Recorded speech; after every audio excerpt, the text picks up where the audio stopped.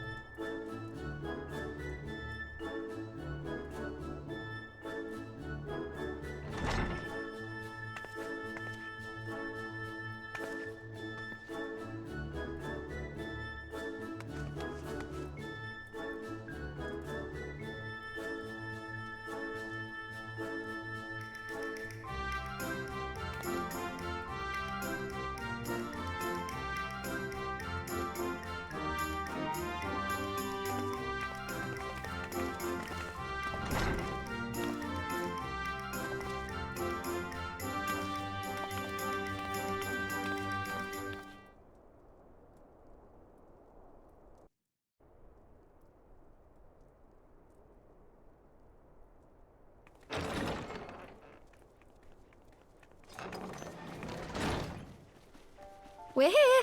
Did we miss anything? We would not presume to begin without you, Ida. Orianger has returned to the Waking Sands, but everyone else is now present. Yes, but for what exactly? We all have duties to attend to, Alphino, so you may dispense with the preamble.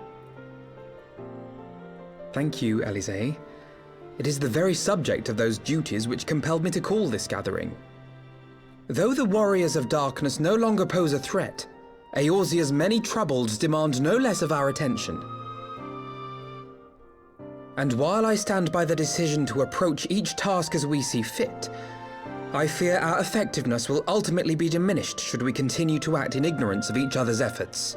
Thus, I propose we elect a successor to Minfilia. Not to serve as a fully fledged antecedent, perhaps, but as a coordinator of operations. Is that all?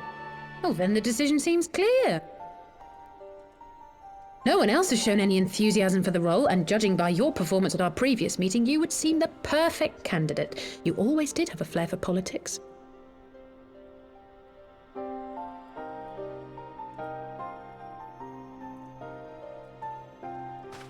I did not mean to... That was not my intention. As my tenure as commander of the Crystal Braves comprehensively demonstrated, I lack the qualities required for such an office. I would much prefer to remain as I am now, a soldier in the field, so to speak. Should none of our numbers step forward, must we then constrain some unwilling candidate to take up the position? Well, based on merit alone, a certain adventurer would be my choice, though I concede she might struggle to balance her new responsibilities with, let me see, slaying primals, thwarting legatuses, and feeding the orphan poor. Thancred makes a good point. Any who would wear such a mantle would be bound by its obligations. Have we not become sufficiently familiar with each other's methods to act without an overseer? At present, I see no cause to so willingly limit one of our number. Oh my goodness! Help! I need some help here!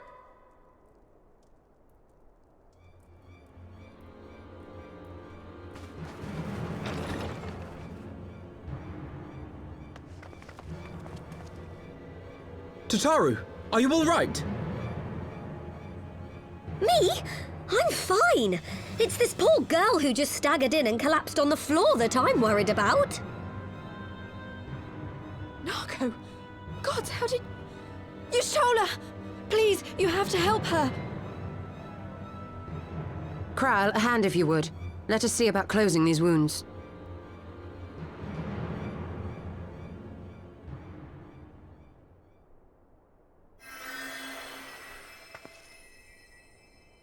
Now, we've staunched the bleeding, but it may be a while before you can move about again. Though having seen your wounds, I'm surprised you are still moving at all. Thank you. My message. It was too important to delay. I took the shortest route I could, though I knew it was more heavily patrolled. As you can see, my efforts at evasion were not entirely successful. Honestly, you're too brave for your own good. What was so urgent that you needed to fight half the Empire to get here? You could have been killed. I'm sorry, Ida. I had good reason.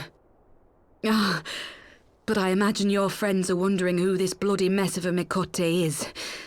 My name is Minago, and I belong to the Alamegan Resistance. I came to warn Ida and Papalimo about one of our leaders. A man who calls himself the Griffin. He's always been dangerous, but he's planning something new. Something reckless.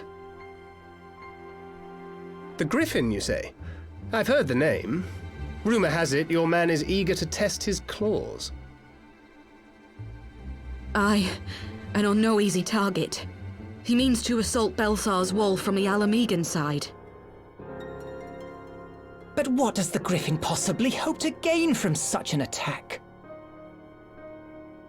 From what I understand, he wants the fires of war to spread to Eorzea. And for that, he needs to control the border with Gridania. So, he means to spark a conflict between the Alliance and the Imperial forces stationed in Alamigo, to have Eorzea's armies aid in the liberation effort, whether they will it or no. His plan is flawed. Even should the Resistance succeed in occupying the wall, they would not be able to hold it. Imperial reinforcements would drive them out within a week. Be that as it may, if there is even a chance that this scheme could bring about an escalation in hostilities between Eorzea and the Empire, the Alliance must be informed. Agreed. I should depart for Limsa forthwith and seek an audience with the Admiral. Thancred, Uldar is yours. Alphino and Alize, make haste to the Twelveswood and notify the Elder Seedseer of the danger to Gridania. She will duly call a council of the Alliance leaders, whom you must be ready to receive. You will be our voice in Ishgard. Explain the situation to Sir Emmerich, and encourage him to send an envoy. Tataru, Kryl, I leave the care of our injured messenger to you. See that she remains quiescent and her wounds closed. I believe that covers everything. Let us be about our tasks.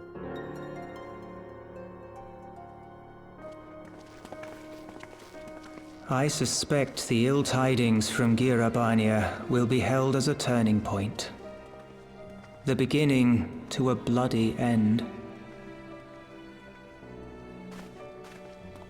The business of war was ever conducted with the coin of self-sacrifice.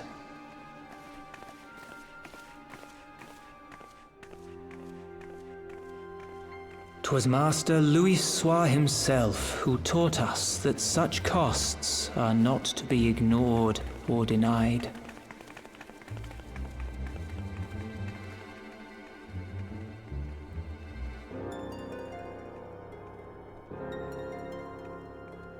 And so, I shall embrace them.